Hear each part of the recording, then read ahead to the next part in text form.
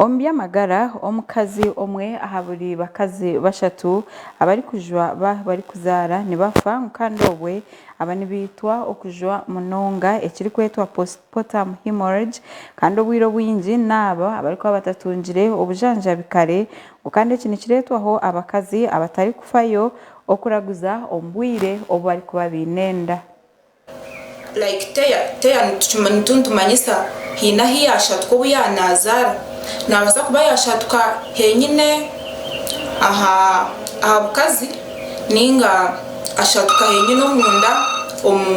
aha cervix ninga shamunwa gwa nyinenda. Dr. Collins agaba omukugu omundu waraza abakazi nagira ngo obwire bwingi omukazi yahiza kuzaara akajwa sisi zeshagama zirengere 5 naba yajwa munonga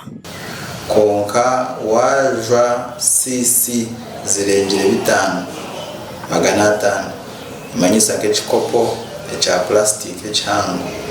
sisi 500 wakirenza omazire kuzaara gye mu kusindika kurungi noba wajwa munonga ninga kuba washemezebwa wajwa ebikopo 2 twijire twatandika no kureba nti nawakuba otajwire ekyo shagama nyingi munonga kongo okashanga eshagama yona ei wajwa nebaasa kuteeka omu kabi nobu okubeera isisi 4 kongo okashanga oride okuza kuzaara eshagama wotagiine kurungi okashanga ntakakya kuwajwa kakuteeka omu kabi kakuteeka omu mbeera mbi nabwe ntatugira ngu wajwa munonga okusa nozaara kujwa munonga omu bakyara n'okushanga ngu omukazi immediately after birth ninga shi yahiza kuzaara eshagama yaguma nerugayo kuri omu bishweka by'ekihama ninga shi ekinakubaasa kweta omu birth canal aho omwana kuba yaraba atakiheza yahiza kushobora mwana bamwihamu atokare omukazi yaguma najwa munonga ekyo kiturikweta excessive bleeding after childbirth ninga shi postpartum hemorrhage. Omuringo nigwo gumwe Dr. Nwagira Raymond yayengereye ashoborera ngo ubwanyuma yo kuzaara ekyanyuma cyaba kitahwireyo ndikireta omukazi yajwa munonga hariho nka placenta tissues zikaba left ninga shi ekyanyuma kyacwekerayo akajya nko parts ninga shi obucweko bwasigara omuri nyinenda